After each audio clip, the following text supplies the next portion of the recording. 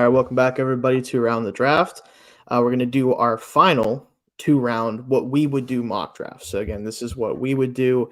That we do have a predictive mock coming up here soon. But before we get into any of that, got my friend Dalton on here. Unfortunately, we have kind of a shortage of people who can be on. There's a lot of weird stuff going on, Dalton. I don't know if you've been in the scouting chat. People are having health issues. People are, all over the place. You had, I guess it was root canal today. Yeah. Is that what it was? Playing hurt today, getting through it. Exactly. So we appreciate that. But no, so we're going to do our final, what we would do two-round mock. I know, Dalton, you and I see some of the players, especially a little different. So this could get very interesting in terms of not only spots that these guys go, but like maybe one of us wants to trade up for a player that the other one's like, yeah, sure, have him. I don't even care. Like, so we'll see how that goes. Yeah, we'll see how that goes. We will be doing trades as well, obviously, in that case. So in general, just going to kind of go through the board. You're doing the odds. I'll be doing the evens. And again, we're in the seat of, in this case, 16 different GMs, I guess, is kind of how you think about it. So, or I guess not 16, because not everybody has picks. But in general, that's what we're going to be trying to do, is what we would do. So this is our final say of like, this is what we think of these players. We'll see how the NFL feels about them on Thursday. But so let's jump in. Let me pull up the draft here for us. So using PFF's mock draft, have it set for 2 rounds. And just make sure everything is good. Yeah, we're all set up. So jump in here. All right, so you are on the clock here, Dalton. Now, I think, unless I'm forgetting, I do believe you have the consensus number 1 pick as your top quarterback. Yes, Williams is my top guy, but before you make the pick, I do think if I'm the Bears, I think, it's tricky. Because if you're the Bears, you think you can win with Caleb Williams. I think if you're in that Bears front office, but the Bears remind me a lot of where the Cardinals were when they drafted Kyler Murray. And I don't know if I'm worried if this current Bears team drafts Caleb Williams, they will win 8 to 10 games for the next decade. Just because it will be Caleb Williams' team, and I don't know if he is ready to be the leader of a team. Like, I love the idea of him going to I think if you like someone like Minnesota, I think if he goes to like Minnesota or Las Vegas, teams that have like some established leadership already, I think they could win Super Bowls, like plural, very quickly. Even a team like Washington. And if I'm Washington, I think I would try to trade up. But I mean, if I'm the Bears, I think I keep the line open. But the way we're kind of doing this, I don't know. You have Washington. Would you try to move up to number 1? What do you think? I mean, I would accept that. Like, I know this is what we would do, but like, I am a pretty big fan of May as well as Williams, and I don't know if I'm mortgaging any picks to move up. Because if I'm the Bears, I'm asking for even moving up 1 spot to not take Caleb Williams. Yeah, it's a lot. Because again, you are still acting in the interest of the Bears, and if you're the Bears, you want the best player, obviously. Even if you don't think that maybe it's best for Williams, it's still probably what the right thing to do is for the Bears. Yeah. Like, for me, that's tough. Yeah, that's the thing. I think I'm going to go with, we're just going to go with Williams. But I think if I'm the Bears, I think long run, I think. It's interesting because, like, I will say one of the things with the Bears is, like, because a lot of people have been talking them up as, like, the best scenario for a rookie first overall pick in a long time. And technically, yes, because they're not the first overall pick team. They're the 9th overall pick team. The Carolina Panthers just kind of made what looks right now, at least, like a pretty bad trade. But the problem is, I do think, like, I would feel better if they had, as much as I think the defense kind of came alive the back half of the year, especially once they added Sweat. I don't know if Eberflus is the guy. Like, I don't know. And I feel like if there was a rookie head coach that had an offensive background coming in here and had this pick with the Bears, I think I'd feel a little bit better about it. Because I'm worried that if the defense, like, for example, if the defense doesn't play well this next year, and maybe Williams plays really well as a rookie and Waldron does a good job and all that stuff, but the team just doesn't win much because of the defense or something, Eberflus is probably gone. So then he's having the head coach come in. Maybe Waldron does such a good job, maybe he gets the job. In which case, then I'm like, okay, if he was that good with Williams, maybe that's a good thing. But if it's not him, if it's someone else coming from the outside, now you're starting that like quarterback has 3 head coaches his rookie contract thing, possible. Yep. That's where you start running into trouble. Now, I think it's unlikely because I do think they're going to help out the defense a little bit in the draft here too, possibly either at 9 or some other way. Yeah. But it is something to consider if you're the Bears. Like, it is interesting to see what they're going to do. Because the thing is, with Williams, you'll never be bad. Like if they draft Williams, as long as he's there, I don't think they'll ever be a 4-win team. Right. But they could be, like you said, at 8 to 10 all the time. And like, I think it just comes down to like, is this organization finally ready after all these years to have a true superstar quarterback? Because it feels like something in the universe is making them unable to do that, despite being one of, if I think maybe the oldest or tied for the oldest franchise in the league. Like, It's just tough to have technically your best quarterback, at least statistically, be Jay Cutler. Like, it's not great, but hopefully Williams is a guy. And they didn't even draft him. I know they had to go get him. Yeah, that's the thing. It's like Josh McDaniels had to give him away. Yeah, that's fair. But no, like hopefully Williams is the guy that kind of breaks that curse down. I think he definitely is good enough. So now that I'm on the clock here in Washington, for me, I'm running the card in for Drake May. He's one of those guys for me that like in a normal year, he's a first overall pick type of player, just from a tools perspective. Now, I think his issues are real. Like, are you getting feedback, Dalton, by the way? I'm getting like an audio feedback. Okay, let me do something real quick. In general, I think. What do you mean feedback? Sorry. Like I was getting like a feedback loop audio wise in my. Oh no. You're good. You're coming in clear. Yeah. Awesome. Okay, good. So anyway, in a normal year, Drake May is a first overall type of player because the tools are there, the production was there, especially as his first year as a full-time starter. This past year, you can excuse some of it because the weapons were not great a lot of the time. Even Walker, Devontae Walker, who's going to get drafted, had a late start to the season, then also did have some drop stuff like happen, so it wasn't perfect. But in a draft with Williams, obviously, I think he is kind of firmly number 2 for me.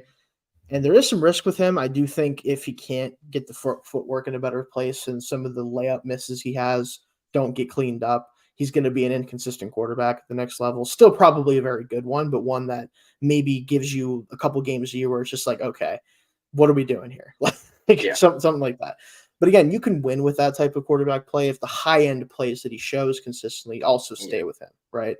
Now, it's if those don't translate where you're going to get into issues, but in general, guys with this type of size, arm talent, athleticism just don't come around super often.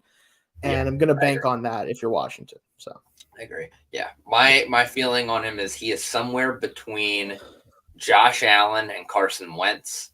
And the scary thing is that's a very wide spectrum. It is a very wide spectrum. And now if you were to say good Carson Wentz, then maybe it's not as wide of a spectrum, but it's still, Yeah, and even Wentz, I think the thing that's really what I think with Drake May is kind of like Carson Wentz. The talent's there. It's a matter of what's kind of up here and in here. You just never know with a guy, especially a guy that's kind of always been this supreme talent. You just never know if they're going to have what it takes to be one of those top guys in the NFL at the hardest position in sports. Yeah, I will say one thing that it's kind of it's definitely a double-edged sword because some people are using it against him, some people are using it as a reason to prop him up. He faced a lot of adversity at North Carolina because they aren't very good. Like the talent level just wasn't really there, especially this past year. So he does know what it's like to play with a suboptimal offense around him and still be productive. And I feel like that'll help him a little bit because Washington still has a ways to go, especially just as a team overall. But on offense, they have pieces, but it's not a cohesive unit right now.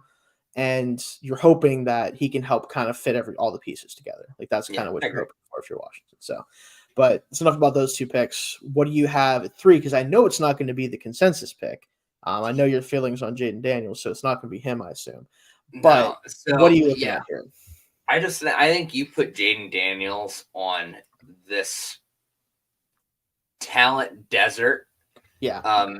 Known as known as the Patriots, it would just be a disaster. I mean, Jayden Daniels would go from you talk could about a argue culture shock. You could argue that the best receiver on the Patriots right now would maybe be the third option at LSU last year. Kendrick Bourne is a good NFL player, but he's a player that is replaceable. Yeah. I mean, realistically, if you put Malik Nabers and Brian Thomas Jr. on the Patriots, they would be New England's number 1 and number 2 next year. Almost certainly. Yeah, probably. Yeah. So I just think for Jayden Daniels, it would be a terrible fit. And I think the Patriots, I think they know that they need to add some talent before they get a quarterback. I think they're so far into the beginnings of a rebuild. Yeah. I think they just kind of have to take the best player available or trade back. So I'm personally not someone that would take I would not trade up for Jayden Daniels at 3. But the phone is definitely open if you have anyone that wants to trade up to 3, because I know you like Jayden Daniels. I think for the Patriots, it's either Marvin Harrison Jr. or trading back. Yeah. I will say, even though I'm a bigger fan of Daniels than you are, especially, I do think that he needs a better structure right away, especially if he wants to have success and the Patriots can give him. That's kind of the thing. Now, I do think if they were to take him at 3, if May does go 2, which again, I still think is going to happen. I know Daniels has been the betting favorite for quite some time. I just don't see that. Even as a fan of him, I don't see him being taken over May. There's really no, historically especially, he's older. He has less arm talent. He has a late breakout. Even though I like him, so many of the things that I like about him are things that the Patriots aren't going to be able to take advantage of with their current core. It's just not going to be a great fit initially. Now, you could sit him and let Brissett start and kind of play the string out and try to build around him next year. That's definitely in play. I think that's why they brought him in, is one, in case they don't get a quarterback, if they decide not to do that, or if they take one that maybe isn't prepared to deal with the situation, they can just let the veteran play it out. But then you're now starting him a year later, and he's now almost his mid-20s, essentially, because he is an older player. It just doesn't feel like the best fit. Now, I think down the board, coming up, I think as much as I don't think he's as good of a player, McCarthy probably fits the Vikings better, so I don't think the Vikings come up to 3 for Daniels specifically. I could see... Now, here's the thing. I know you would hate this. No, you can't do that. I'm not going to do that. You have 13, and you wouldn't do it because you're the Raiders, so you wouldn't do it. You're the odd there. I was thinking the Raiders, but you have them, so it's not Atlanta at 8, maybe. Yeah, I mean, Kirk Cousins has got a that's right. Cousins, I keep forgetting that. Yeah, he also has a 3-year deal that's 2 years guaranteed. So I don't know if you want to do that. The only team I have that I would consider moving up would be the Giants at 6 to get him, which would be fun with Dable. I feel like Dable could do some stuff with him as a runner, especially. It's just, what would I be willing to give up to do that? And you're really telling Daniel Jones to go fuck himself. Which I think send Daniel Jones to New England in that trade. Dude, I think we'd have to send them an extra pick if we gave him Daniels in his contract. So I don't think so. Oh yeah, that's right. They did pay him. They paid him a lot of money, but they sure don't want to pay him anymore, I bet. No, that's the only team I could see. And I don't think I'm going to do that. I think I'll let you take Harrison here if you want to do it. Yep, Marvin Harrison Jr. I mean, it's like the Lions drafting Megatron. When they didn't have anything, he's the best player available. Yeah, just take him, build around him offensively. Yeah. Let you cover Brissett, pepper him with targets his first year, get him ready to go. Yeah, and then hopefully you find a quarterback later on. Yeah. Yeah. For sure. So up with the Cardinals for me, I think, unless I'm fielding a trade up for a Daniels in this case, which again, I could see Broncos just traded for Zach Wilson, which is so funny. So funny. Unbelievably funny. Maybe. That's my main thing is Minnesota at 11 if you wanted to do it, but again, it's your pick, so would you do that? Yeah, I don't know if you would. But I think I'd sit and probably move back and just get one of the quote unquote next 3. Right. That's the thing. So I think with the Cardinals, like unless you have somebody that you want to trade up with or offer anything, I probably just sit and take Neighbors. Like, because with Harrison off the board, I do have Neighbors and Odunze pretty much in the same category. I do think though with Kyler Murray, I want somebody who can get open both early and also can take stuff to the house quickly with a quick passing. And like I want him, especially now that he's had the ACL tear before. I wanted him to kind of focus more on getting the ball out quickly and have more of that be part of the passing game.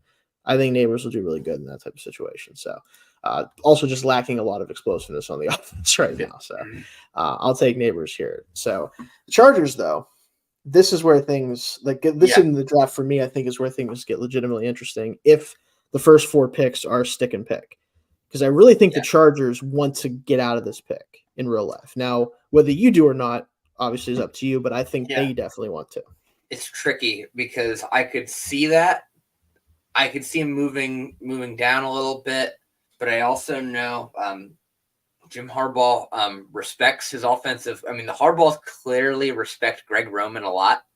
They keep bringing him in. They keep hiring him. They clearly respect him a lot. Unfortunately. And if Greg Roman would be pounding the table into the dust for Brock Bowers. He would be.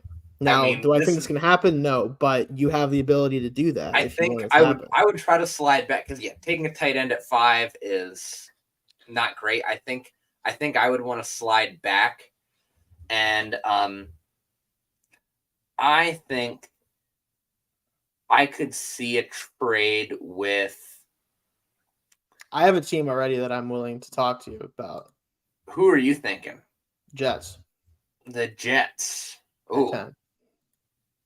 I was thinking about the Titans maybe moving up for all.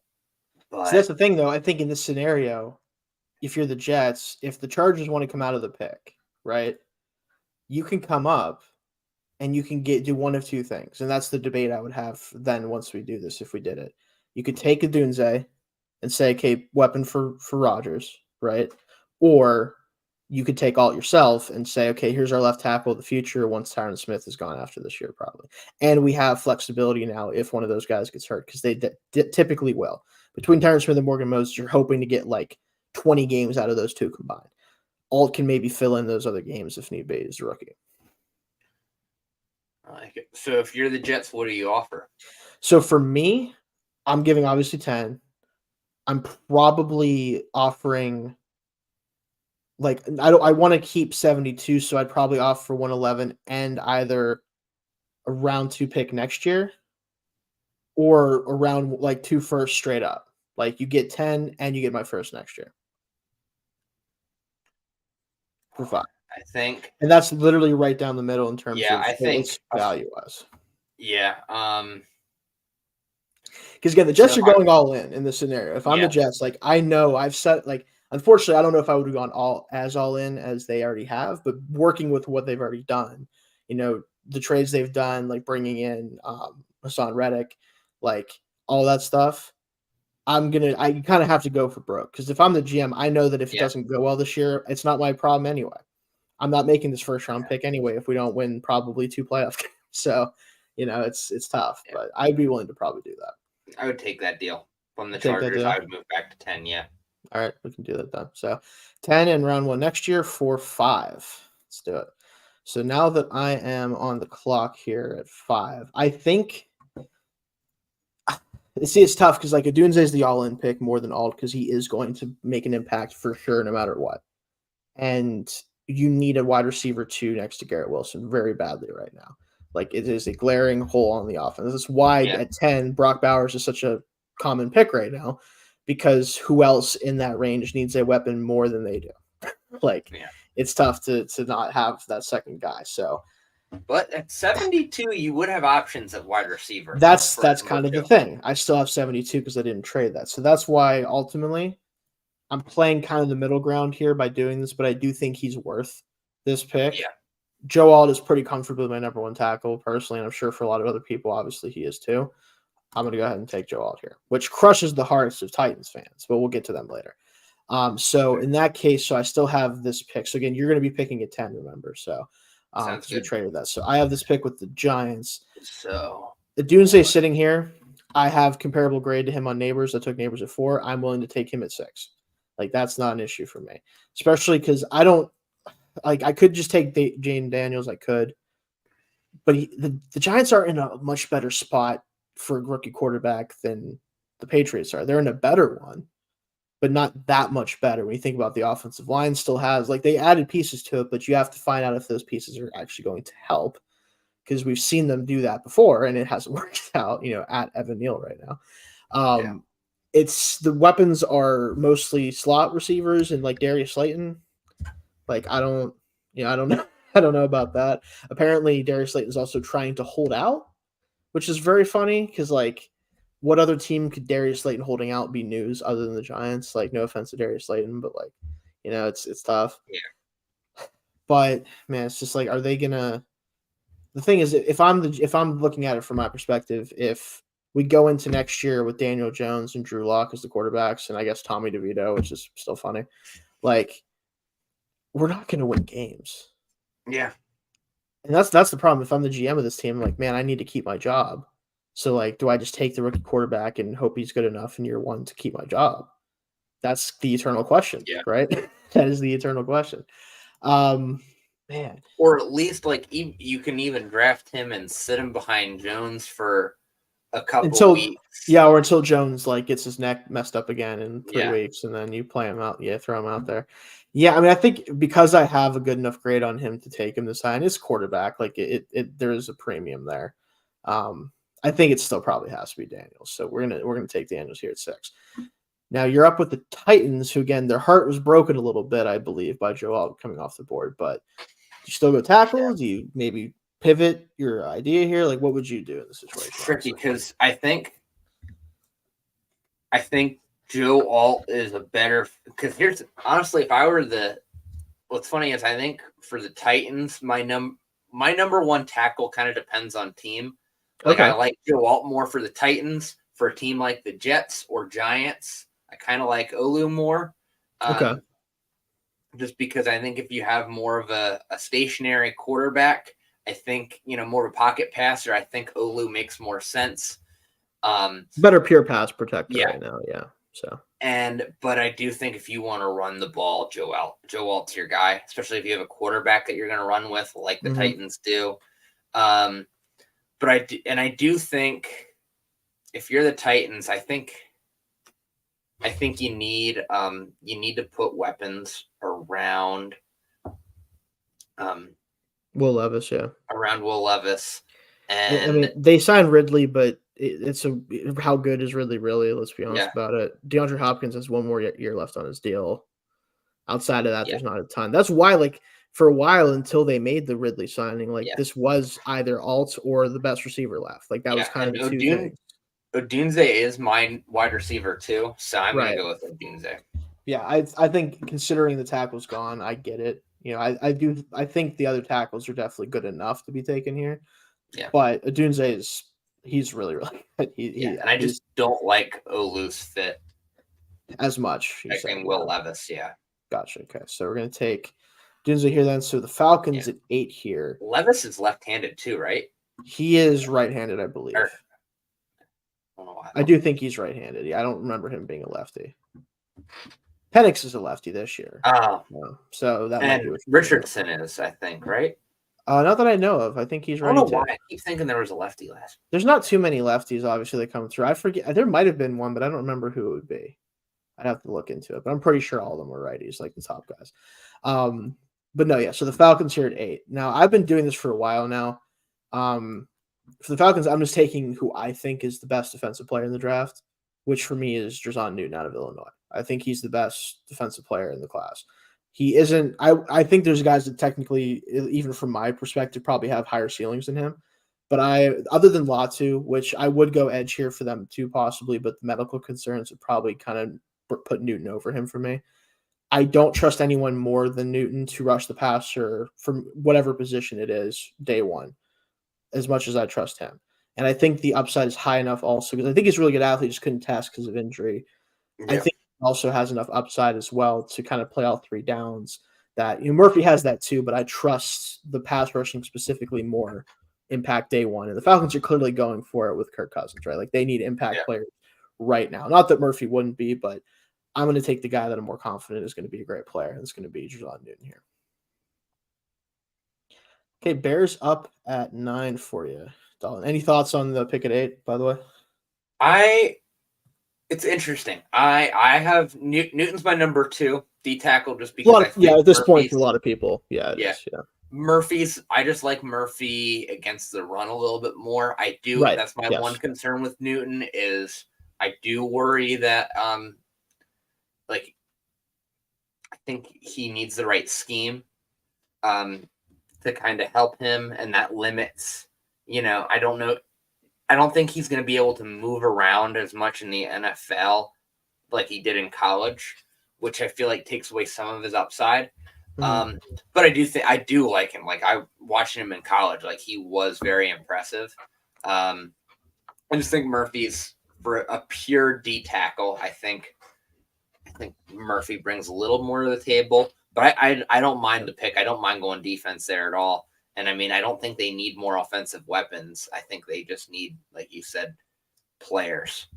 Yeah, I will say Murphy is more stout against the run. I think that Newton is more of a playmaker than a guy that you can ask to take on double teams and do stuff like that. Like Murphy, typically, like you look at his build and you're like, that guy can't do that, but he can do that. I will give him credit for that. Like he's going to be able to do that in the NFL, I think too. But I'm banking on a player that I'm more confident is going to be a pass rushing impact early and kind of not worrying about the other stuff because I know how badly the Falcons have needed pass rush the last 5 years. So, but I get that. For people who have Murphy over him, I'm like, I mean, if you're banking on upside for sure, you kind of have to take him. But so the Bears are up at 9 here, Dalton. So obviously Odunze is gone, which I'm sure they would love to have him here.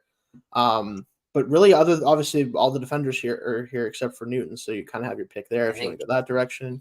You drafted Caleb Williams, now you protect him. I think you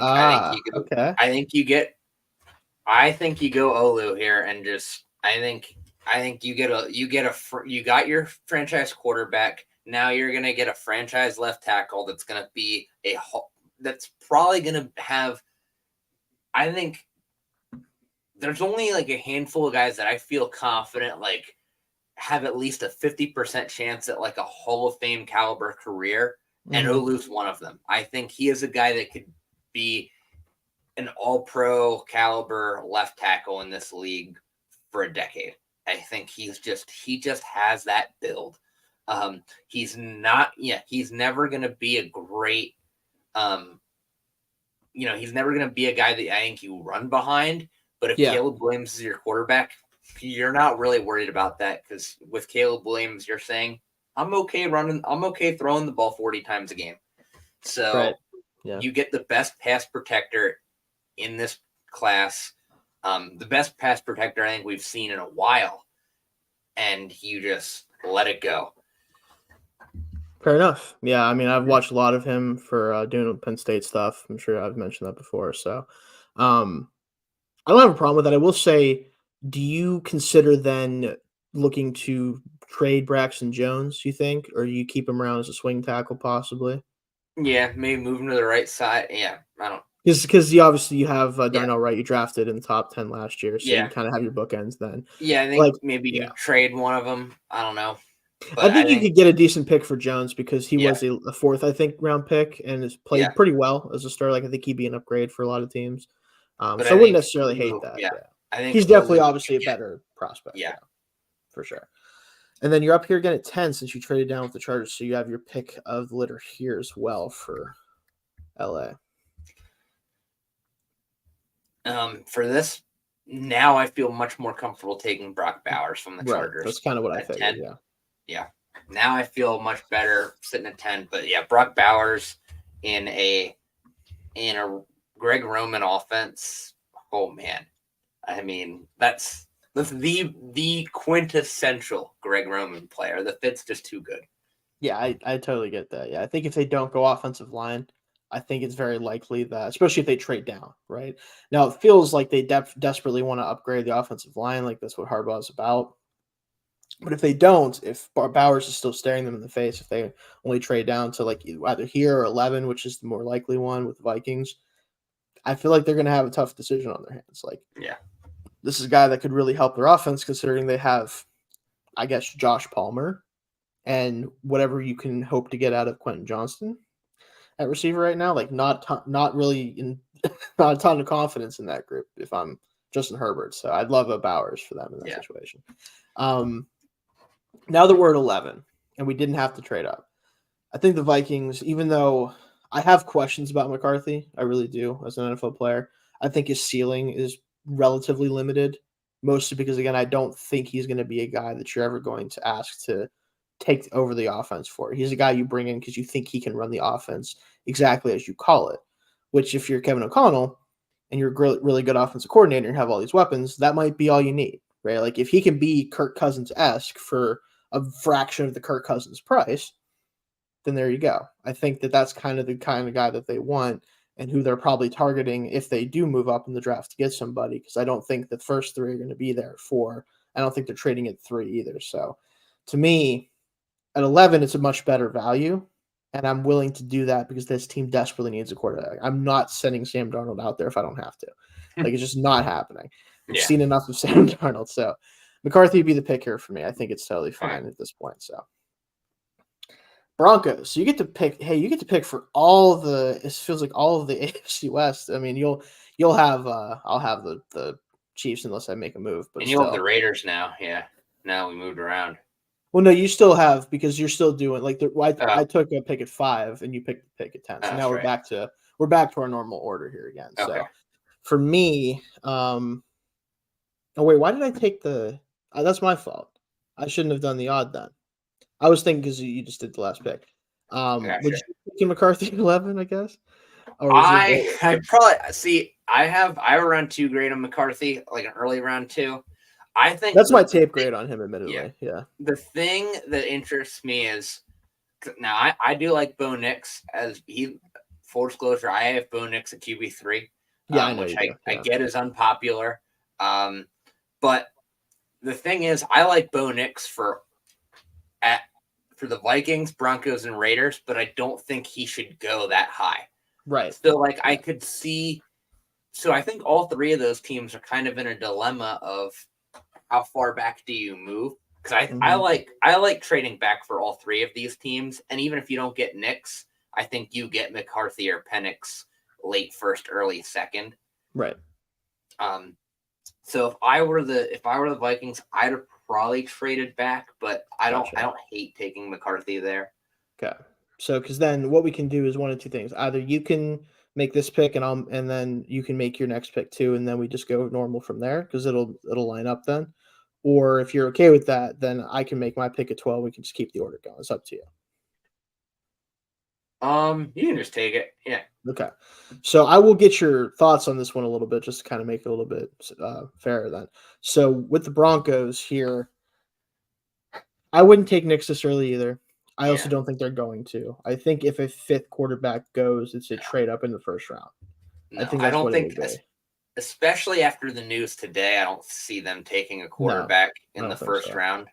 Because, like, why would you bother giving up any draft capital for Zach Wilson at that point? Yeah, it feels like they're going to kind of run it out there with the guys they have this year and figure it out next year, which is crazy. It might be a tank year. That's the thing is people haven't talked about that a lot, but like it very easily could. Like they traded Jerry Jeudy away, not that he was a huge piece or anything, but trade him away. They just made a move that signals that maybe they don't want to take a quarterback. And I know it's like Zach Wilson shouldn't keep you from drafting a quarterback, but it is a weird move to make before the draft if you are intent on taking one early. So it's tough. It reminds me a lot of like when John Gruden took over the Raiders in a second stint. You know, he thought he could make that team win right away, realized very quickly this is not going to work, and then blew it up after his first year. Right. Now, the Raiders did have a quarterback, at least at that point. Correct. Not like the Broncos do. So that's kind of what makes it a little. You don't believe in Jarrett Stidham? No. I watched enough of Jarrett Stidham. I know. To last me a lifetime. You did. And it wasn't that much. No, it wasn't a lot. No, but you did. You're right. Personally, for me, I'll just say, like, if I'm the Broncos and I'm not taking quarterback, I'm taking one of either the best edge that I have on the board or the best corner that I have on the board. And I do think they need edge help. I do like the collection of talent they have of young players. None of them are stars, though, and that's kind of the thing, is I don't think any of them are going to be stars. But if you have a good enough secondary, maybe you can manufacture enough pressure where you don't have to have that star. So it's kind of a flip of the coin type of thing. I think because my number one edge is Latu, and I still have questions with his medicals because we won't have access to those, factoring that in, I think I go corner, and for me, the top one would be Quinion Mitchell. So I think I'm going to take Mitchell here at 12. That's like him and Surtain together seems nasty. It feels like it'd be a nasty combo. So I'll take that there. So you're now with your Raiders up at 13. I love that fit. Yeah. So I think from the Raiders, now that McCarthy's off the board, I might be panicking a little bit about taking Knicks here, but I think I'm still gonna, because I have Gardner Minshew. Right. I think I don't feel like I have to, because I feel like he's a professional quarterback. Yeah. At worst, he's a slight upgrade over Aiden O'Connell at worst. And I mean, they were almost a playoff team last year. And had O'Connell started the entire season, who knows? They might have won another game or two. So I think from the Raiders, I kind of think I want to move back. I think I am seeing who wants to move up, because I think right now I don't think there's any major. There's not a guy that I think is going to fill any major needs right here. I think Terrion Arnold, I don't know how great of a fit he is with what the Raiders want to do. I like some of the later guys like Nate Wiggins and Kool-Aid more. I think there's some guys in the second round that I think fit what the Raiders want to do a little bit more at corner. I wouldn't take Fuaga at 13, even though I think he'd be a decent right tackle fit for the Raiders. So I'm looking to move down. I would see who would take my call to move down. And looking at the board here, I think there's a few teams that could be interested. Like I could see with Byron Murphy still on the board, and a team that I do like moving. I don't know. I kind of like the idea of Miami trying to replace Christian Wilkins with Byron Murphy and moving up to get him. I don't know if that's a trade up situation though. Do you have anyone in mind? I will say the one thing with Miami is they have very few picks, and they don't have a lot of capital. Yeah, in this draft, so you'd be looking at future picks, especially. Yeah. I will say, looking at my teams that I could look at, like I could see maybe the Bengals to come up to get Murphy, because I think that they really want a defensive interior guy. Like tackle's still a need because Trent Brown's a 1-year fix at right tackle, but I think Murphy is the type of player that they've been missing. Like Reeder was great for them as a run defender, but the interior pass rush just really hasn't been there, especially since like even going back to like Geno Atkins being at his prime. Like they just haven't had a ton of interior pressure. And like Hendrickson's great, but the other edges they brought in have been a mixed bag of success. They hope that, Miles Murphy can develop into something after being a first-round pick last year, but, it's hard to say with him. You never know. I could see them coming up for Murphy. I will say I don't know how much they're willing to mortgage, just because they probably think that they can get either him, depending on who, the teams in front of them are valuing, or a tackle, which they would also still happily take. So it's kind of tough. I'm trying to think of who else would maybe be interested. Arizona, they could see themselves in a kind of like a quick rebuild situation because they do have, you kind of got to strike while the iron's hot with Kyler Murray. True.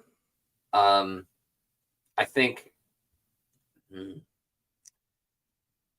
seeing the defensive talent that's out there, and a defensive-minded coach like Jonathan Gannon, yeah, I could see. But then again, this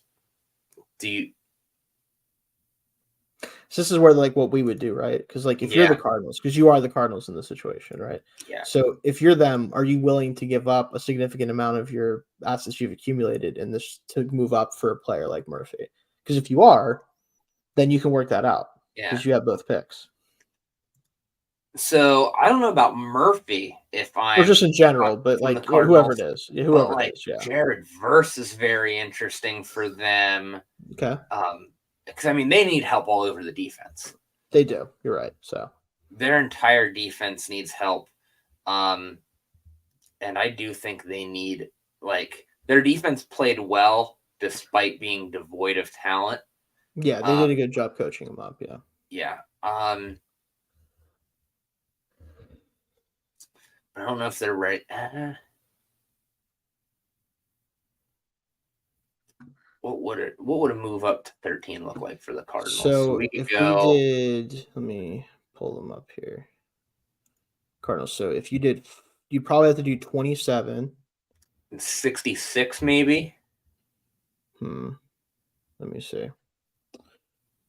If you did, I think just in terms of value, I'd have to pull up the value chart. But if you did 27.35, you probably have to throw in like a future second as well, if not more than that, like value wise, because you move on 14 spots. Yeah. So, like if I did just that, right, it's saying they're not interested at all, like 27.35 and round 2. So, and I can pull it up here. Actually. Yeah, I don't think I'd move up more. I don't. Yeah. You see what I'm saying? Like because of the distance they'd have to cover. Yeah. It would be tough to move up for anything more than or anything less than, pretty significant move up here. So if I'm stuck and I'm the Raiders, if I'm stuck here, and the phone's not ringing, I think, man, this is tough. But I do think, man, if I'm the Raiders, I'm taking whatever I get, I think, here as far as trades go. If no one's willing to move up, you don't have anybody none of your teams you're interested in? I'm looking at it right now.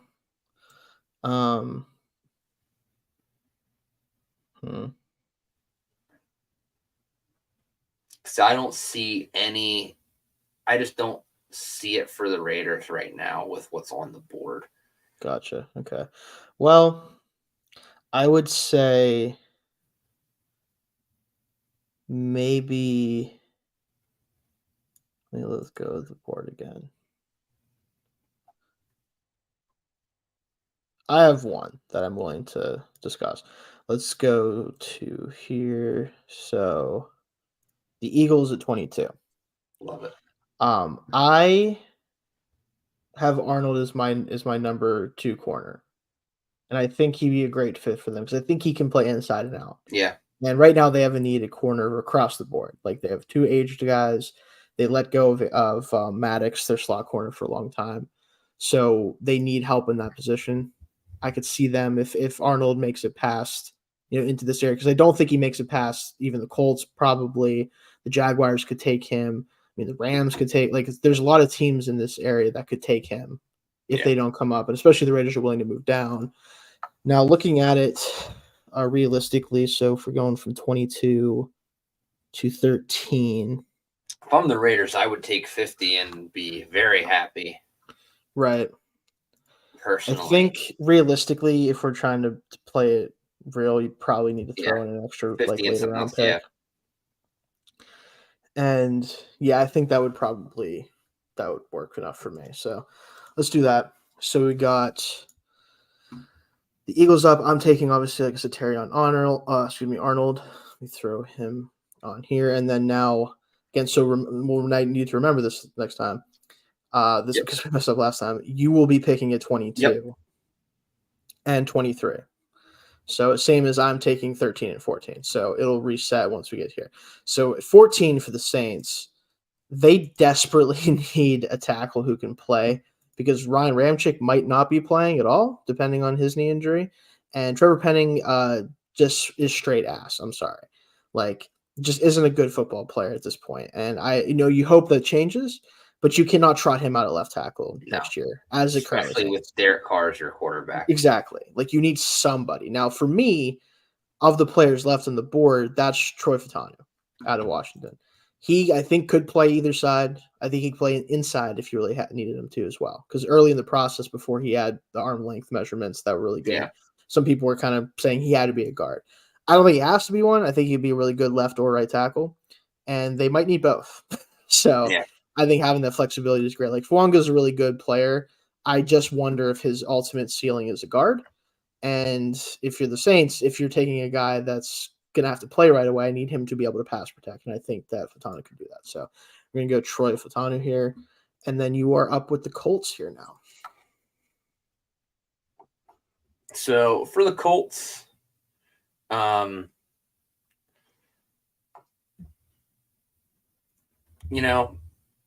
so I think here, I think you got to get more weapons for Anthony Richardson. I think that's just kind of the situation for him. And now here's where I defer a lot. You already know where I'm going with this. I really like Troy Franklin. I think he is such a great possession receiver, and I think he is so good at he just gets open. Like, regardless of how everything else is measurable, speed, whether or not he can do much after the catch, he gets open. In the NFL, that's all that matters. He gets open. And I think, he flourished in a timing offense. And I think that's something that Anthony Richardson does well. Anthony Richardson, people forget, he does very well playing in rhythm and in time.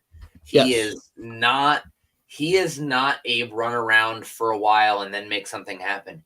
He is drop back, 1-2, decide. And I think Troy Franklin is a great fit to pair him with what else they have there. I really like that fit. I think him and Michael Pittman, I think that's a dangerous group out there. Gotcha. So I will just let everyone know, including Dalton, because I think he remembers where I had Troy Franklin on my receiver rankings. He is my 11th wide receiver. So this is very funny for me. Although, again, it is what he would do. So I'm not going to argue with him. I get it. I just, at the end of the day, I don't think he catches the ball well enough to be a first-round player. I do think that he's very limited down the field because if he isn't wide open, he's not going to make contested catches. I just don't see that being in his game. He's very wiry for his size. Like, I think he's going to be a productive player in the right system, but I probably wouldn't take him until the third round. That's kind of where I'm at with him. But with Colts, we'll see if something like that would happen. I guess it'd be fun to see how it goes. So I'm back. Yeah, he separates, but got to make a play after that happens. So we'll see. We'll see. With the Seahawks, the 16. I kind of want to do this mostly because I think the Rams would love to do this, and it would kind of screw them up, and it'd be kind of funny. I think even though edge is a bigger need, Byron Murphy, like I want to take him. Latu would be who I'd actually take, and that's probably what I should just do because that's who I would take. I do worry a little bit about the injuries because with the neck thing. Is he gonna play for a ton of years? Like, is there a chance that doesn't hold up long term? I don't know. Without the medicals, I kind of just try to rely on like what my eyes see because I don't have the ability to look into his medicals and be like, oh, I think he'll be fine. So with that in mind, I actually probably am just going to take Latu here. He's my top ranked edge player. So Jaguars at 17 now, Dalton. So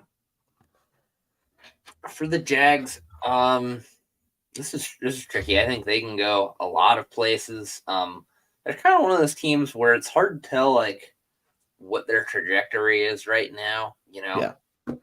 Are they really close to taking the next step, or are they really far away? It's hard to tell. I think they should be close, but I don't think they are. Yeah. So it's like I think not retaining Calvin Ridley hurt a lot.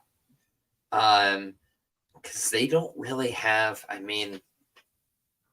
the receivers they have are all really nice complementary pieces. Yeah. You would love to have that number one. Yeah. Yeah. I think you need a real number one. At 17, I think some of these guys I could see. However, I don't know. Looking at the defensive side of the ball, they could go corner D tackle here as well. I don't.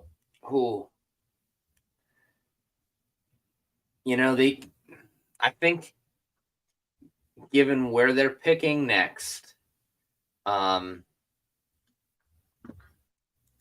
Jaguars, they have their pick at 48. I think at 48, I think there's a lot of receivers that could be. I think probably better at corner at 48.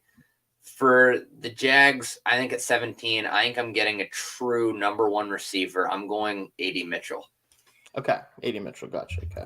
Wasn't sure if you're going to have him or Thomas Jr. in that spot, so that's good to know. Okay, so A.D. Mitchell goes to 17 to the Jaguars for me. Bengals, I'm running the card in. Give me Byron Murphy to hold down the middle of my defense with DJ Reader no longer in town. So we're going to do that. So no real need to mess around with that one too much. Rams on the clock now. Don, what are you thinking for them here? Give me 1 second. I'm trying to update my board. Yeah. So that last pick was Byron Murphy, obviously. So yeah. So looking at the Rams here, I think so. My number one edge player is still on the board for the Rams, and I think you need an elite player on the defense after losing Aaron Donald. I think the closest thing to that right now is Jared Verse. Okay. So I have good Jared Verse. Yeah, I agree. If I'm taking an edge, I think Turner's upside is really good, but there's a little bit of boomer bust there for me that I don't love as much. Yeah. Verse is good. Yeah, I do think Verse, his floor is higher because I think his strength and his power is going to translate for sure. Whereas with Turner, I think it's a little bit of a question mark to this point. Yeah. If the speed to power is going to consistently be there. Picking with Steelers, weirdly enough, the player that I think is most likely to be taken at 20 by them is also the player that I would take for them at 20, and that's Marius Mims out of Georgia. Pairing up Patrick Jones and Mims together would be very fun. You get two tackles who are very different builds, but also equally as freakish in different ways. And I think it gets both players to play their natural spot. I think Jones moves back to left tackle, Mims starts at right. Hopefully they do that very quickly, although Mims has some questions as far as his amount of snaps in college. My thing with him is, unless you're worried about injuries being a major issue for him, which he has been banged up a little bit, the snaps he played were quality, really good snaps. So I'm not worried as much about that because the snaps we got were quality ones. It'd be different if he was super raw in pass protection or something, and I was worried about his ability to play right away. I didn't feel that way watching him, and I think he has still a lot of room to grow with that frame. So for me, it's a pretty easy pick with Mims. So I'm going to go ahead and take him here. I think he's probably my third tackle. I'm kind of between him and especially upside-wise, I definitely get that for sure. So. Yeah.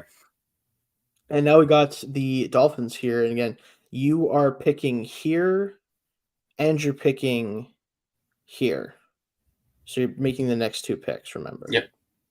So Miami, it's funny, their top needs kind of all over the offensive line, guard, tackle.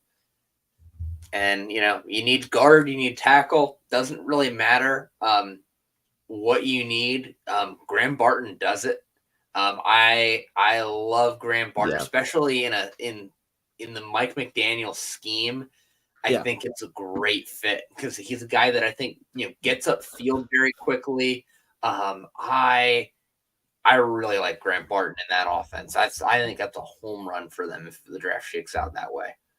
Yeah, I think personally, Barton would be the guy that I'd have the toughest time passing on at 20 for the Steelers if him and Mims were both on the board. Yeah, it would be between them, and one because I know he's going to be a tackle, and the fact that it also happens to line up with what the Steelers do, which is they kind of tell you who they want to take based on their visits and their pro days and all that stuff.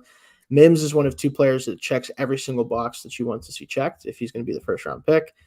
It kind of all just lines up. But Barton, not going to lie, would love to have him too. So I'm kind of good with either one.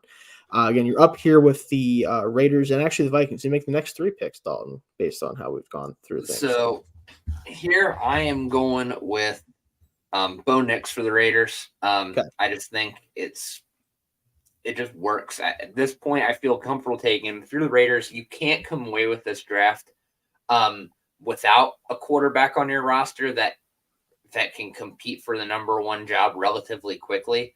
And I think Bo Nix can do that. Personally, and not a popular opinion, I know, but personally, my comp for Bo Nix is Dak Prescott. I think he's kind of that level. I think he's somebody, he's never going to have elite upside. I don't think he is ever going to be a top 5 quarterback in this league, but I think he can play at a top 10 to 15 level for a long time in this league. And I think he can do it right away. I think he's very coachable, which is what I really like about him. I think he's very much willing to fit into your system. He can learn your offense, make plays. And I think the Raiders, the way their offense is set up, there's going to be open receivers. He just needs to hit them. Right.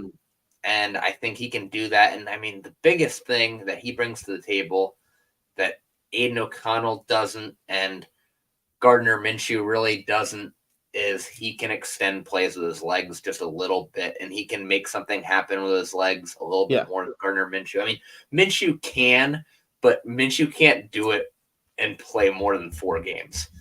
Yeah, I think Nix still has a little bit of the Auburn days in him, but at the right times. Like, he's kind of gotten rid of the erratic style of play that got him in trouble so much in the SEC and replaced it with the Phil General type mindset.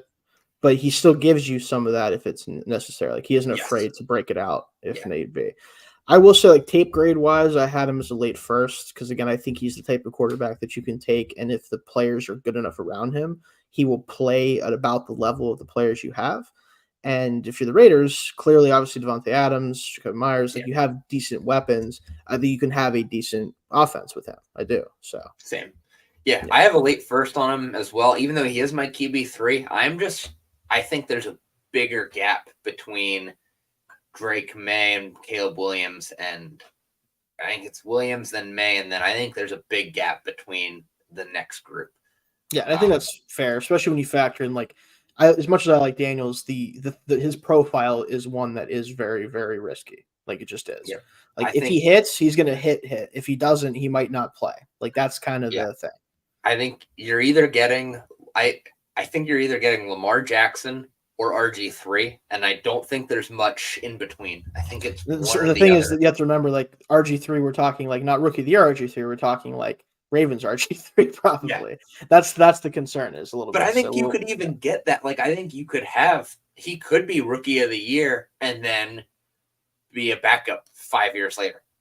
Yeah, his play style it does also scare me with injuries because he is a smaller framed guy for his height. So. And he does not know how to protect himself. For some reason, you got to figure that out, but we'll see. If if you're an NFL GM and you're watching your future on him, watching that clip of him against Florida State diving over the pile and getting annihilated is terrifying. It's rough. It is. I'm not gonna lie.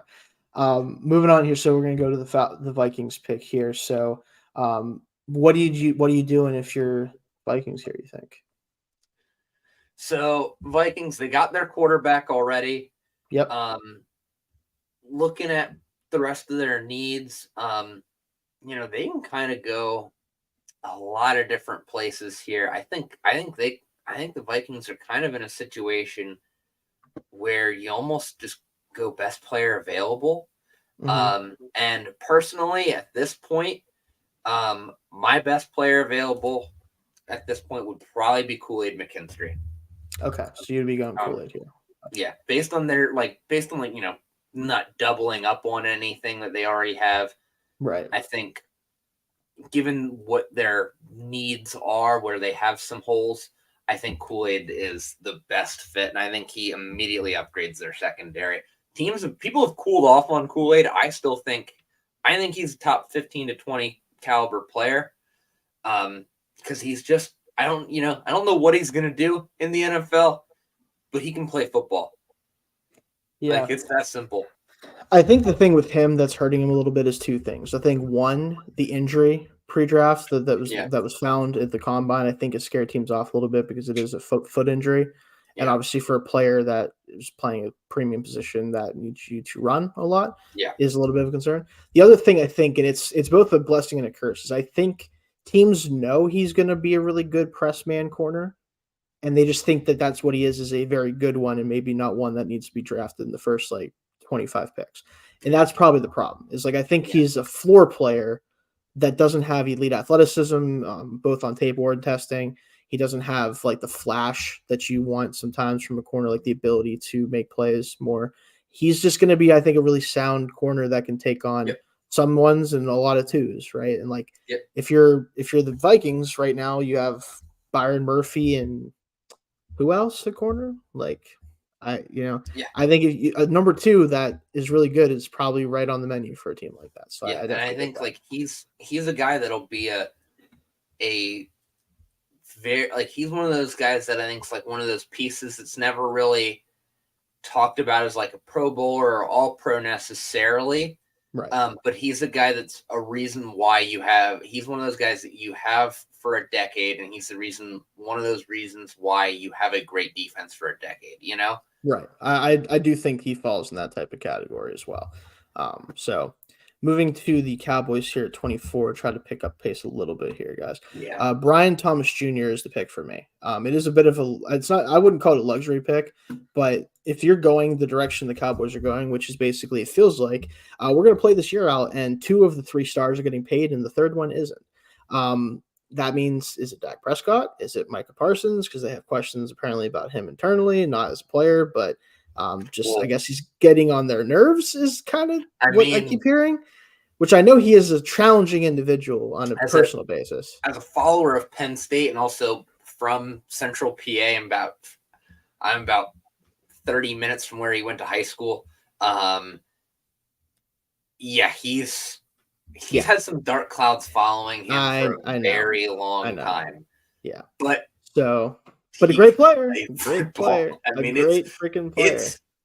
It's very similar. Now, I'm not going to say he's as horrible of a human being as Lawrence Taylor, but it's very much a Lawrence Taylor vibe where he's such a great player, and part of it's because he's crazy a little bit. It's a little messed up. Yeah, exactly.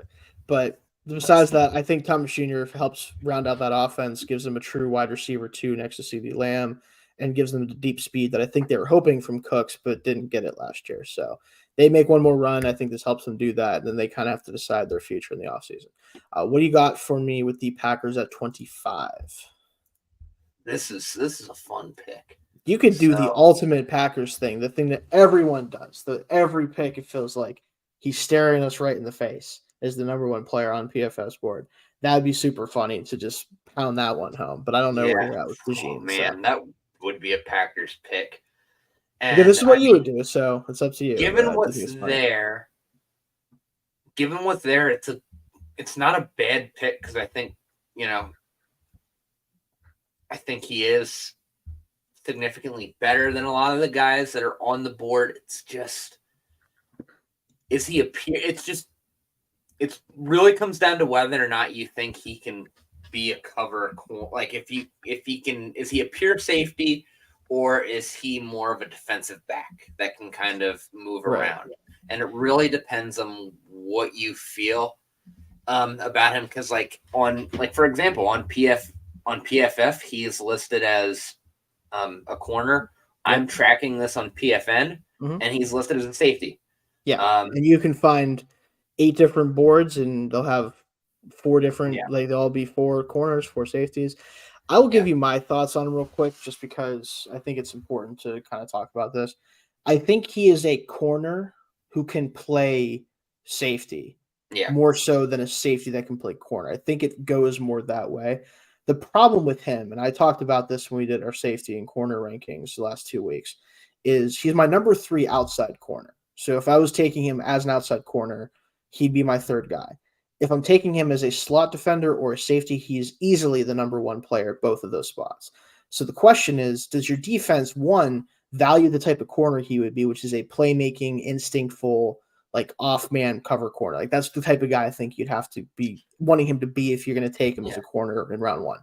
Or do you rather him just kind of be a roving safety that kind of does a little bit of everything, sometimes comes down to the slot, sometimes is back deep, making plays in coverage? Like that's kind of like your draft value of him matters based on what you plan to do with him.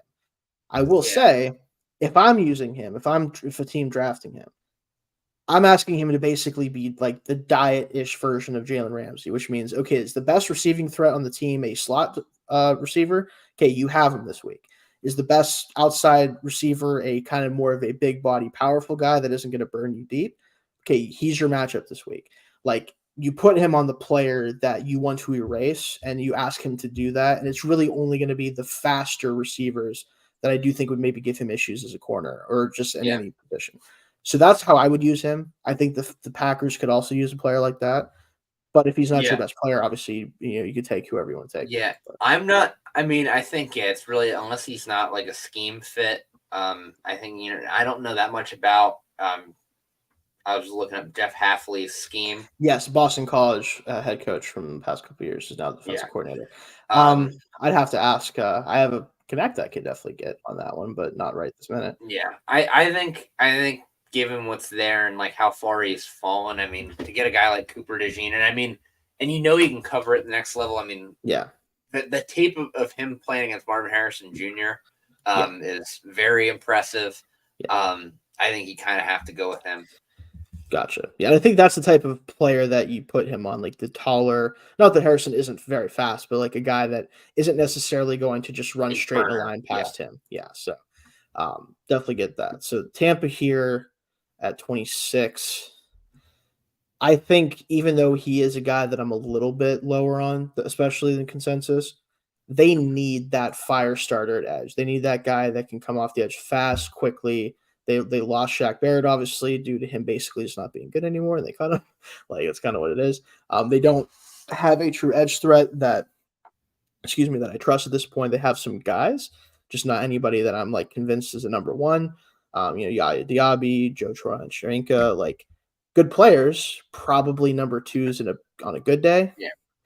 To me, this is Turner. He's fallen far enough. I don't hate him that much. I don't want him to fall too far. You take him and you hope that he can develop and become that potential number 1 guy. So back up here with the Cardinals here for you. So Cardinals, we went Neighbors earlier. We got that taken care of. Like we were talking about earlier, I think you need talent on the defensive side of the ball. If you're the Cardinals, you got to get players for Jonathan Gannon's scheme. That's you hired him to make the defense better. You can put up points with Kyler Murray.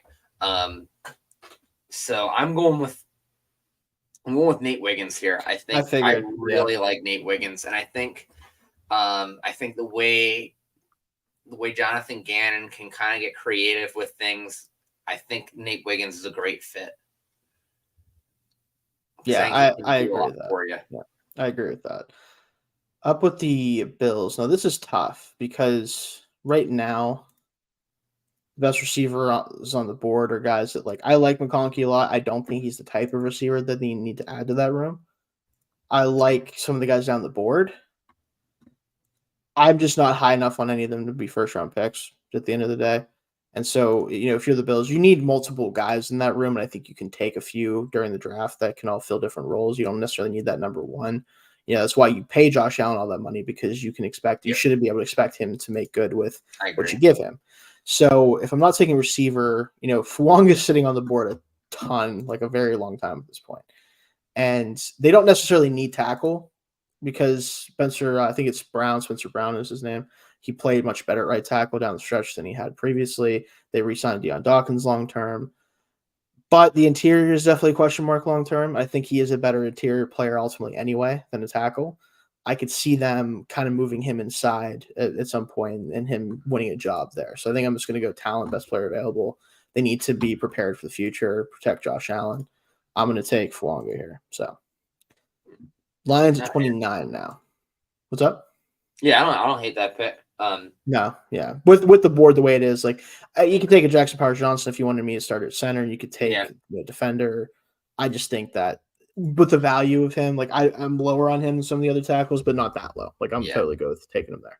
Yeah, I might have gone. I might have gone Jackson Powers Johnson there.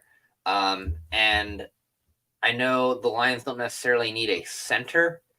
Ragnow's got some injury stuff, and he is older, so it's not necessarily a huge stretch. Worst case scenario, you stick Powers Johnson at guard for a year or two, and eventually he transitions over to center. I mean, Jackson Powers Johnson is still going to be an elite guard in this league, anyways. If he's not a center, like wherever you put him, he's going to be very good. He's just a very good offensive lineman, and I think him falling to 29 and if you're the Lions, I think you jump on that. Gotcha. Yeah, I do agree with that. I think that makes a lot of sense because lose a guard. Yeah. So you get a guy who can do that. That is true. He does feel like a Dan Campbell type of guy. We'll say that too, so that helps. Ravens on the clock here. As much as it pains me, I do want to do my best for them in this situation because I have to. As much as I will say right now, Latham is a guy that I struggle with because I think he has good tape. I think he's a good player. I don't think he can stick a tackle long term. I don't think he has the foot speed to do it.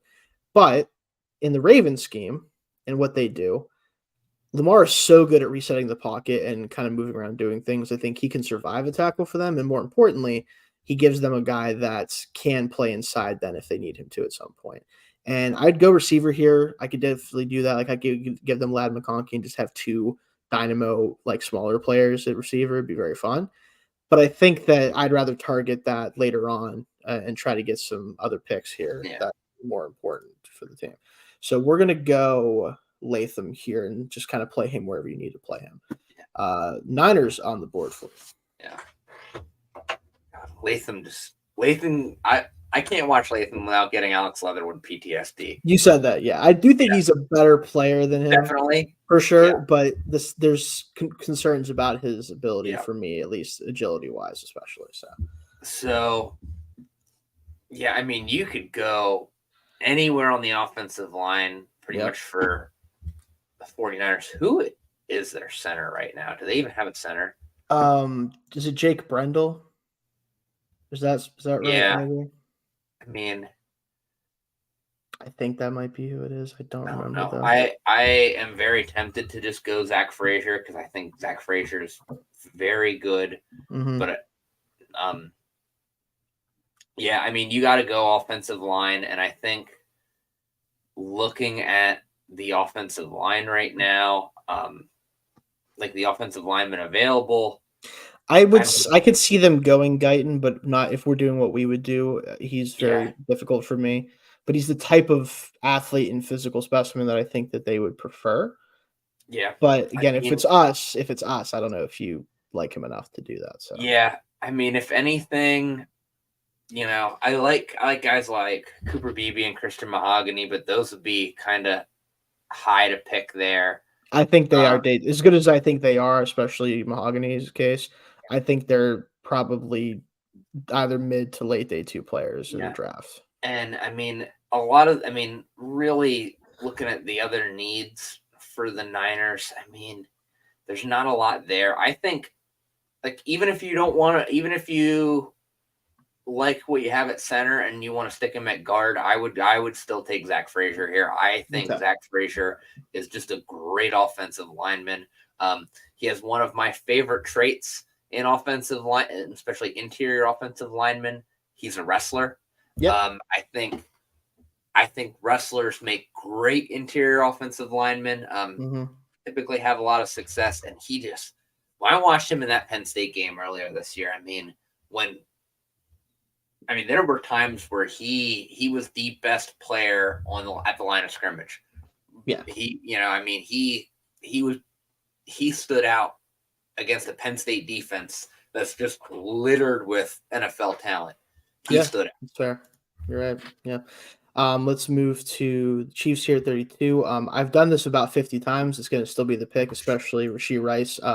Almost Harry Ruggsing himself, or Henry Ruggs, almost doing that. Let's just try to not let that happen again.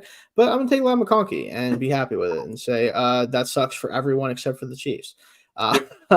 So that's As a Raiders fan, I'm totally looking forward to just getting disgusted by watching Mahomes extend a play for 7 seconds and then finding McConkey 30 yards down the field. Yeah, right. It's gonna be devastating, absolutely devastating. All right, let's get into the second round. Let's try to be a little quicker. I don't want to push this too much, but I do kind of got to get out of here about 9:45ish. So. So I'm gonna go with I think you got to get Bryce Young some help. Yep. And I'm gonna go with a guy that at the very least he's gonna run past a lot of people. We're gonna go with Xavier Worthy. Yep. Yeah. I think that's become a popular pick because of the speed element that the Panthers just don't have. Yep. I have questions with Worthy, but I think that he is more useful than a lot of other speedster guys that we've seen come through. Definitely think he's a better player than a lot of them, so I'm not too worried about that. Patriots at 34. So we obviously took Marvin Harrison at 3.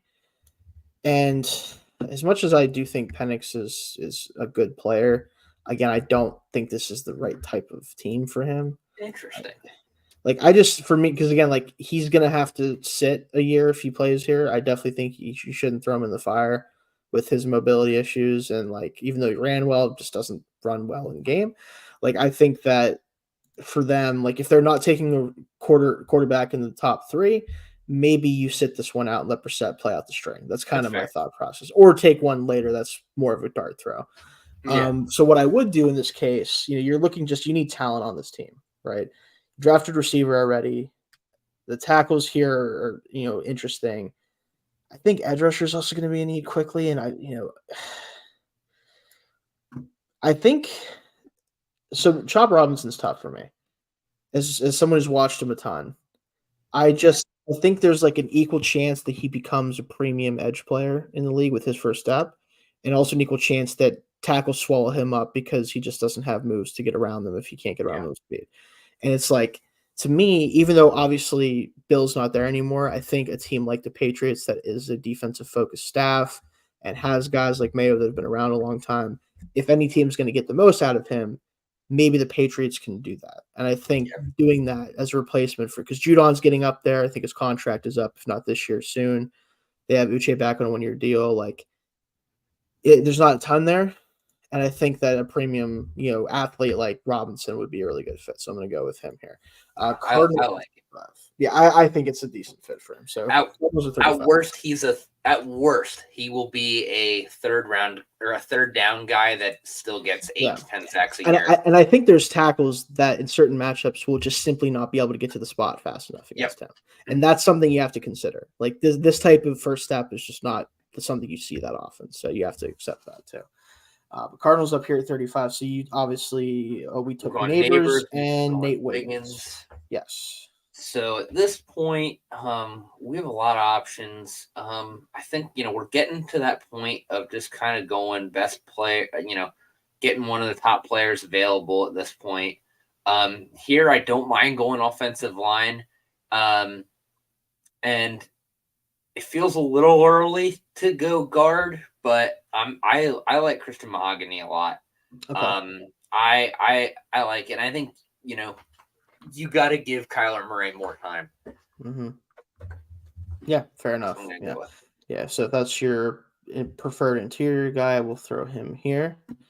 And then with the Commanders here, so their first pick since the Drake May selection, I think ideally you get a tackle here that you hope can become a starter sooner rather than later.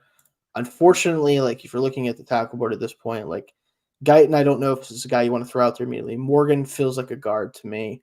Amagaji is really talented. Suamatia is very talented. Like these guys are both guys that I think are very good developmental tackles, but can they play quickly? I don't know. Like that's kind of tough. I think if I'm doing it though, if I'm picking here, offensive tackles, like kind of what they really need though is the problem. Like interior offensive line. I really like Christian Haynes out of Connecticut. I don't know, like to me, he's going to be the best like zone blocking guard in the draft. I don't know if that matters for Kingsbury's offense that much because he kind of is just that air raid style system. Now you hope it's going to be a little different than it was with the Cardinals, but best player available though is also just like maybe you just do that.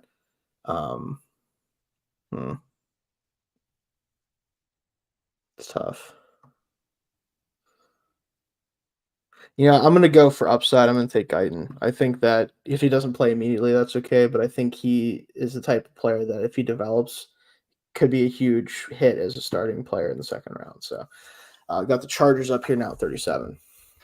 So you're going Haynes? You said? I'm going, I went Guyton, with Tyler Guyton. Yeah, Tyler Guyton. Gotcha. Yeah. So then I'm going to go for the Chargers. With Guyton off the board, I think Jordan Morgan is very much a Jim Harbaugh, Greg Roman offense type of lineman. I think, for what they want to do, like you said, if he's not a power tackle, he can go play guard. You're right. I think he's a really good fit for them as a right tackle. So yeah, I get Jordan Morgan here. Okay, fair enough. Yeah, I think it's possible for him to survive a tackle, but I think his future is ultimately a guard. But for right now, if they think he's better than Pipkins, you can throw him out there right tackle and kind of go from there. I think a lot of people are better than Pipkins. I think that's generally the consensus here. So the Titans against you took for 7 took Odunze, right? Because tackle was off the board. So for them at this point, they took receiver, and the tackles at this point I'm not a huge fan of. So it's like, edge is definitely still in need. Defensive back, I mean, Curry's a good slot guy, so I don't really think you need to take like Mike Sanders still or anything. Let me check in. So I'm not. Okay. Let's see here. Derrick Henry's officially gone, right? Yes, he is. They did pay what's his face from the Cowboys. They paid Tony Pollard. That's right, Tony Pollard. They did pay, and they have That's right. They drafted him out of Tulane. I can't remember his name right now for some reason. So yeah, running back I don't think needs to be this early of a pick. Probably offensive attack. I mean, if I'm going my board, it's actually probably of the guys here. It's probably Roger Rosengarten, actually. I love him a lot out of Washington. I think that Fontaine is obviously the best player in that line, but I think like there's been talk about him going as early as 31 to the Niners. I don't know if I'm quite high enough on him to take that, but I think of the tackles left, if you need to get somebody who can go in there and help you out right now, I think he'd be a really good fit. So I'll go him. So Panthers here at 39. Oh, I did. So for the Panthers, so yeah, they have a lot of needs. They do, yeah. And I think the thing that you got to do is you got to get Bryce Young comfortable. You got to do everything you can to kind of put him in a position to be successful. Right. Looking at what they have in need. We already went wide receiver. I don't know if I go tight end or center here. Just looking at what's available. I don't.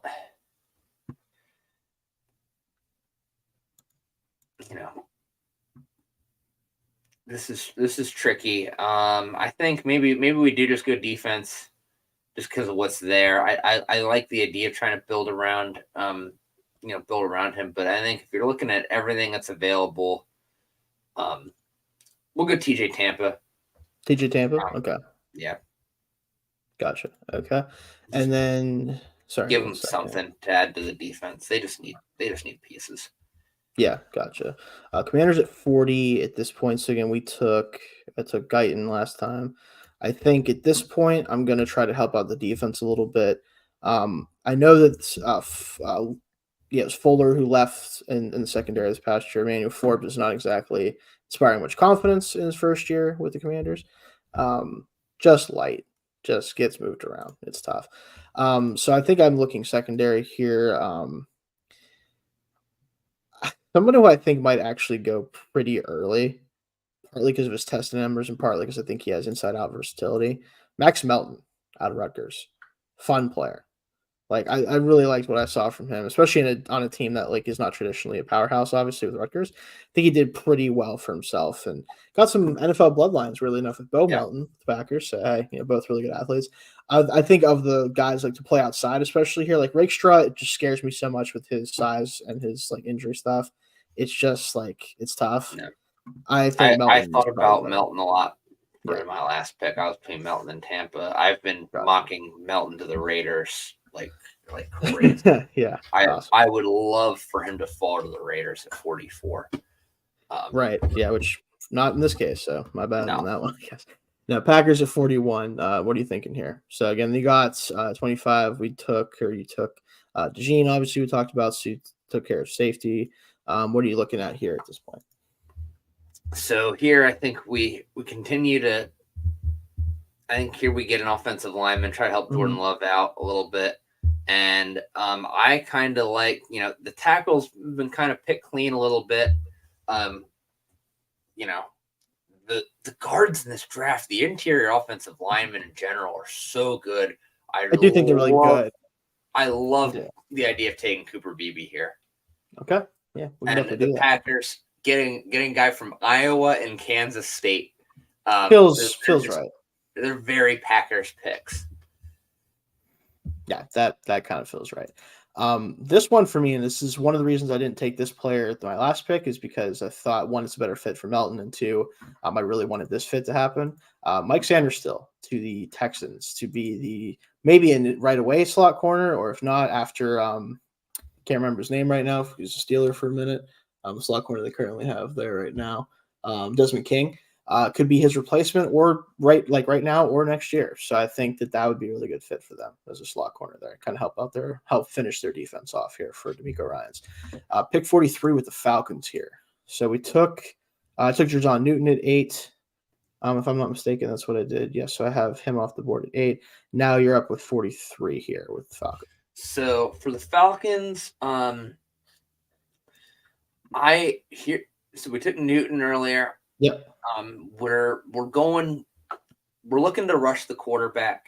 I think if we're bringing in great pass rushers like Newton, we need guys that are going to hold up in man coverage.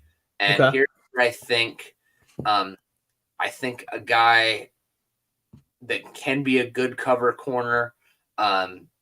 This is a great fit. I think, while I don't think it's a great fit in a lot of places, Ennis Rakestraw fits really well, I think. Okay. Yeah. In the situation. Yeah, I think that's fair value. Again, for me, he fits the profile of a player that I generally just struggle with because the physicality is there and he's very fun man player. It's just, I think once you get past 10 to 15 yards, you start to worry about the speed and you start to worry about the size. It's like, okay. So if he's up in guys' faces and kind of doing that for the most part, I'm not going to worry too much about it. Okay, so the Raiders up here, man. Got to think about this for a second. So obviously you took Knicks at 22, right? So we got quarterback taken care of. Looking at the board right now, man, I still think they need offensive line help. I do. They've done well with the group that they've put out there, but it always feels like, man, they're like, it doesn't feel like it's going to work, and then it kind of does for the most part, right? Yeah. You gonna keep banking on that, or do you want to add talent to that group? Man, it's tough. Now I do want to ask, because obviously a Raiders fan here. What are you thinking in terms of like the position, especially that you want to target it with this pick? So it's trickier, and especially now they've traded back and added another pick. At 50. Right. I think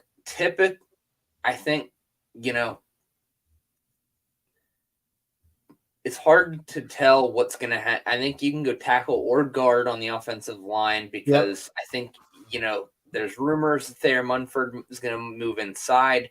Problem is you're looking at having a lot of young players starting on the offensive line. Right. And with the potential rookie quarterback playing. So yeah. And so like I almost think if you're especially like if this draft shakes out, maybe you give the Bears a call about getting a tackle from them because I think you almost need to add a veteran tackle. Yeah, I can see that. I like corner here. I also now that Trey Benson's fallen, I don't mind. I was going to say Josh Jacobs with him. That was my main question: is do you think that they're a team because of that loss of Jacobs and how much he meant to that offense the last few years? Do you think, especially because they picked up an extra pick in this scenario, that they could burn one of these seconds on a running back and say, you know what, we want to have that running game going? Yeah, given offensive line's kind of picked over right now, I think I would wait on offensive line, and I'm kind of between Benson or a corner, and I do love Kamari Lassiter a lot, especially as a fit in this defense. But I think if it's between Benson and Lassiter, I think Benson would be higher up on my board. I think Benson's honestly, I have a first round grade on Benson. I know. He is, I mean, other than some pass protection concerns, he is everything. Like he's a first round type of running back. I think I don't mind going Benson here. He's probably and he's higher on my board than Lassiter as well. So I went with him right there. So now you're up with the Saints at 45 here, Dalton. Help out your former quarterback here. What are you going to do? Oh, yeah. Got to get Derek Carr some help. Got to get Derek Carr some help. So we took Troy Fautanu, so we have a tackle in the building. Doesn't mean you couldn't also go there, but that is what we've done so far. So board is yours. So the predicting like what would happen, I mean, the way Derek Carr's career is gone, the Saints would draft Michael Penix here. Yes. That's just Derek Carr's career. But for Derek Carr, I think the Saints, the thing about the Saints that made last year so disappointing for them is the wide receivers were not what they expected. I don't think they have as much there as they thought. And I think there's a lot of good options, especially with Derek Carr as your quarterback. I think Keon Coleman and Ricky Pearsall are both good options here. Carr's always done well with big body receivers that he can hit that he can hit on those back shoulder fades. Let's go with Keon Coleman. Gotcha. Okay. Colts at 46. So you went with Troy Franklin. So at 46 here, DB is still a huge need, especially at corner. For me, my top corner available in this situation would be Andrew Phillips. Slightly behind or slightly ahead of another player here, but I do think he is the type of high upside player that doesn't have a ton of experience yet, but I think that might help him because they can kind of mold him into what they want him to be. And he's a great athlete, especially like short air explosiveness. Like I think he could be a playmaking type that could either be an outside corner or even maybe replace can't think of it. I'm struggling with names today for some reason. The slot corner for the Colts, that's awesome. Could be maybe his replacement one day. God. I can't remember his name. Yeah, I'm having a bad name day. Anyway, Giants up here at 47. For the Giants. Okay, so we took at 6. I took Jaden Daniels. So you have a quarterback in the building. We have the quarterback. Yep. Now we got to get him a wide receiver. Gotcha. They don't have jack shit. I mean, they a lot of slots and Darius Slayton. That's kind of what they got. That's pretty much it. So looking at what's left, man, Ricky Pearsall and Jaden Daniels together, that could be a really interesting. That could be he's a do-it-all receiver. He is a do-it-all receiver, so that could be a really interesting pairing. Because especially if Daniel's going to extend some plays, yep. Pearsall will get open. I like that. Let's go Ricky Pearsall to the Giants. All right, sounds good. So Jaguars up here real quick. Yep, kind of fits what they're doing. They're just getting gadget type receivers. That is true. That is what they've been doing. There's a player that I actually kind of I'm in the middle of in terms of like where I would value him. Like some guys like PFF value him higher, others kind of have him in the 90s. I'm kind of in the middle, which is kind of nice because it's kind of in the middle ground here. I think the Jaguars desperately need an edge player that is more consistent than Walker to kind of help out opposite Josh Allen. And for me, that is Adisa Isaac out of Penn State. I think he is a rock solid, like number 3 type, like ideally, but could be a number 2 in certain situations. Easy pick for me. Bengals up at 49 here. And we just so you know, we went for 18. I did Byron Murphy, so defensive interior is taken care of. Could get a developmental tackle behind Trent Brown for a year. You could go with tight end if you've liked the tight ends enough at this point yet. Like that's kind of their top needs, I think, for sure. So kind of up to you there. Yeah. I don't know. It's showing wide receivers in need, but like I don't know. Because with Higgins, you don't know, and also like the third receiver is up in the air because you have a bunch of guys. But yeah, it's interesting. Yeah, I don't think that's what they need to do. Given what's here, tight end could be an option. There's just not. I would wait on tight end. I'm really back and forth on Sanders and like Sonat. I think is a good player, but like is he a second round player? It's hard to say. Yeah, I mean, I do think you got to really try to protect Joe Burrow here. I think, given what's there, and maybe even.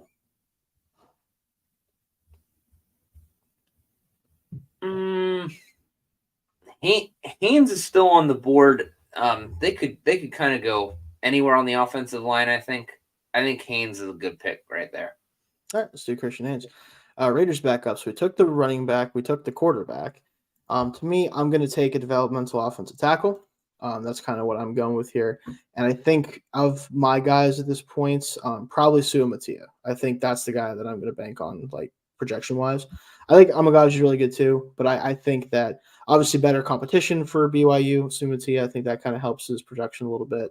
And just really talented player that I think could develop into a really good tackle. So that helps you out, hopefully, at offensive line there. And you won't have to play year one, I don't think. So that's helpful. And you got my Steelers at 51, Dalton. So what are you going to do for me? We did Marius Mims at 20. I did. So tackle's taken care of. Where are you going here? So here, I'm actually going to go with who I probably would have gone with the Raiders here. I'm going to go with Kamari Lassiter. I think, adding another corner for the Steelers doesn't hurt. And I think Lassiter has a chance to be really fucking good. Gotcha. So I will say for me, that definitely hurts my soul a little bit because I think Lassiter is a slot corner only. I don't think he has outside ability with his speed, but we do need a slot corner. So at the same time, like I kind of am okay with that. I think you can take him in the second round and be a slot corner. So either way, I'm kind of happy with it. Rams here at 52. I'm taking Michael Penix Jr. and hoping that he can be Stafford's replacement. I think it's really good value at this point. I was looking for a place to draft him because I felt like he should go in this round at some point. And that feels like the best spot that we had. So that's that simple.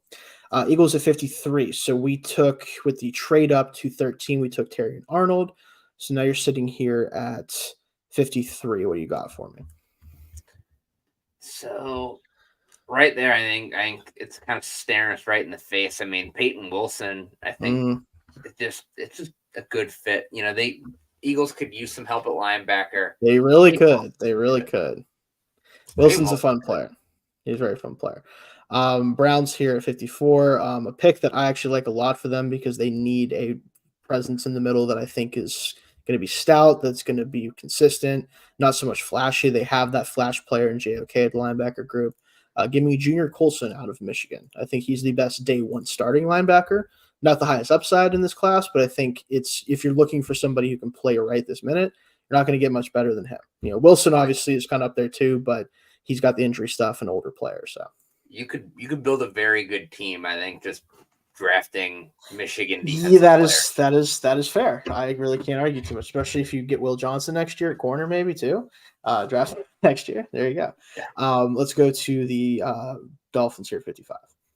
So Dolphins, what did we do earlier? We did at 21. Barton. That was Graham Barton, which is great pick. So. We got that taken care of. Now we're going to jump to the other side of the interior, and I think we're going to go defensive interior because again, lost Christian Wilkins in free agency. Right. Gotta fill. That's a massive hole to fill. And we just kind of talked about it. You draft Michigan defensive players, I think you're going to be okay. We're going to go Chris Jenkins here. Yeah, that's a fun pick. I think he is the closest facsimile to like what Wilkins is, which is a good pass rusher. Hopefully, you hope Jenkins can get there, and a really great run defender. That's kind of what you're hoping to get out of Jenkins at the next level. 56 for the Cowboys. I took Brian Thomas Jr. 24. They desperately need a running back. Only one has been taken. For me, I do worry a little bit about I think the play strength could be a bit of an issue with him ultimately, but Brooks is really dynamic. He's a fun player, does everything well already. I'm going to go ahead and take him as my RB2, which is where I have him in my rankings. So then we got the Bucks here. Yeah. I think he's the closest thing there is. And Corum, I don't know. Corum worries me. Corum's a player that you draft, run him into the ground for 4 years and tell him thanks for your service and get him out of here. Which, hey, that's most running backs, I guess. So who cares? But still, it's just funny that he's that guy. Yeah. So, but up here is 57. Bucks. So earlier, who did we take with them? That was Dallas Turner because he fell at 26 and I ended his slide. Edge. So now for the Bucks, we can go corner here. I think at corner, I'm looking at starting to thin out a little bit, but I think we're going to go Kalen Carson. All right. Yeah, he's been a popular name. Yep, so he's still there. Yeah. Let me pull that here. Okay, cool. So Packers are 58. So we took so far it was Cooper Beebe and Cooper DeJean, two Coopers. I didn't even realize two Coopers. Double Coopers. Hey, where's the other? No, there's got to be. No, I'm just kidding. I think if DeJean's going to be a do-it-all player, like play all over the yard type of guy, not a true safety all the time, I think getting a legit starting safety next to McKinney they brought in from the Giants, I think could be a really big need for them. I'm going to go ahead and pick up for me who I think would be the best player on the board as safety. My number one safety, Jaden Hicks out of Washington State.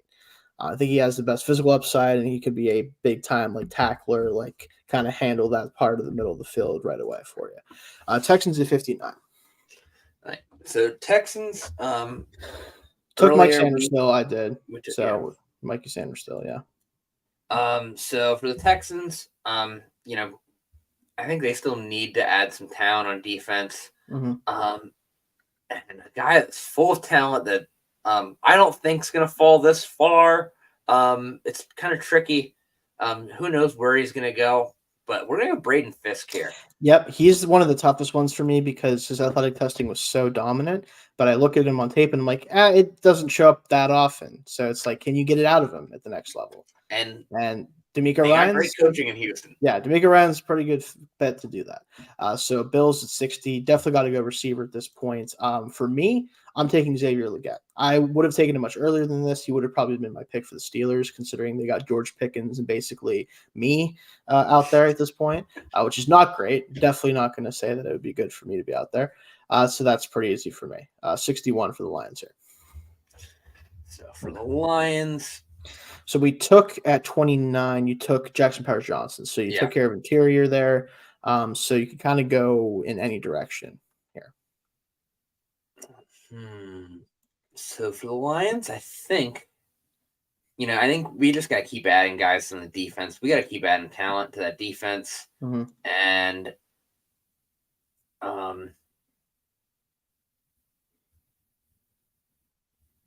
I think what we're going to do is we are going to go Michael Hall Jr., Ohio State. Fun. That's a fun one. Yeah, he's one of the guys that's tough for me because I could see him being a super impactful player, or I could see him getting washed most of the time. It's kind of that weird middle ground, but I get it. I like this too. I really like this D tackle class. I think it's better than people think it is. It's getting overshadowed by literally everything else. It's like, okay, what do we? I don't know. Ravens here. I do want to add some offensive weaponry. I actually love the fit of Jalen Polk here from Washington. I think he is one of those receivers that will he ever be more than a receiver 2? I don't think so. Will he be worse than a receiver 3? I also don't think so. And if you're the Ravens, you don't really have a kind of bigger bodied receiver outside of, I guess you could say, again, I'm struggling with names today. Minnesota receiver, but Bateman. He's a little bit bigger. Yeah, Rashad, he's a little bit bigger than the rest of the guys on the roster, but not really. I think that Polk would give you kind of that do-it-all type of receiver that you could fill in there. So, and San Francisco at 63 here. So San Francisco, you did Zach Frazier in round 1. Zach Frazier, we added a piece on the offensive line. I think we got to keep going offensive line. Honestly, they have so many holes there. I'm gonna go with Amagaji, Kieran Amagaji. Yep, Amagaji. Yep. Amagaji. Yeah. Fun player. If he falls this far, I think it's good value because you take a guy who might not end up being anything, but I think he has a talent to certainly be a starting player. Your Super Bowl team, you can afford to take a guy that might not work out. Right. I mean, right, for sure. I agree with that for sure. And then for me, this is a player that I'm higher on than I think a lot of people are, but he strikes me as a guy that wouldn't have come out as early as he did when he had a chance to become the left tackle for Notre Dame had he stuck around, if he wasn't getting looks as early as this range as a tackle. And that's Blake Fisher from Notre Dame. I think he's a rock solid player already, and I think he has some physical upside to become a better player. And he played right tackle already for a team that I think you could move Juwan Taylor and keep him at right tackle, or you could let him try to play left tackle, whichever one you want to do. I think they need help immediately at tackle with how bad it was for them at times last year. So Blake Fisher will finish out our draft. Kind of scroll through it here real quick for you guys. They're grading our draft too. I forgot about that. How do they feel about it? They're not doing it for this one. So this is our first round here. Let me just throw this up here.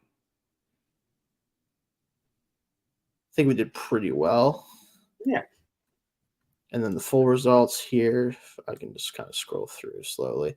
But I think for the most part, we did a pretty good job with the trades in the first round. Second round, we kind of ran out of time. I didn't want to focus too much on trades there. But we will see trades, of course, throughout the draft in real life. And, I hope that if you guys, if you're a fan of whatever team, I hope we did right by you. We try to do our best for every team. Some teams probably got shafted a little bit, and it's kind of how it works. But I think we did pretty well, especially following our own boards. Now, again, is this predictive in any way? No. So don't think that this is what's going to happen. And if it does happen this way, shit probably hit the fan for a lot of teams, let's be honest about it. But we'll be doing our last, our full predictive mock here, hopefully on Wednesday. Definitely tune in for that. And we should have shows hopefully the next couple of days.